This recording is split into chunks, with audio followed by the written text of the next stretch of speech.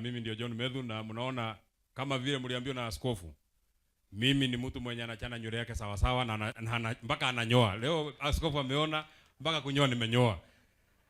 Lakini askofu, nilijua askofu mkuu anakuja. Sikunyoa, nilichana na nikafinya. Wewe nipatie tu masaa kidogo unione pale engineer, utaona vile inakaa.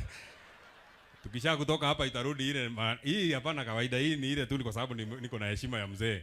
Nikitoka pale nje, uliza Bishop Mwangi ananijua. Anajua vile nitakuwa bila tai, bila nini, na hapo mimi unajua mimi ndio chombo ambacho kimeumbwa cha kuhakikisha Mheshimiwa William Ruto anaona hapati usingizi. Na moja hiyo ni wakati anaona picha ya mtu mwenye hajachana nywele hawezi kupata usingizi. Lakini akiniona hivi anaweza ona kama usingizi itakuja. Hata likiji tukifika pale kwa barabara utaona atatoa tai. Ndio tupambane na shaitani, kwa sababu hiyo ni kazi yetu ya kupambana na shaitani.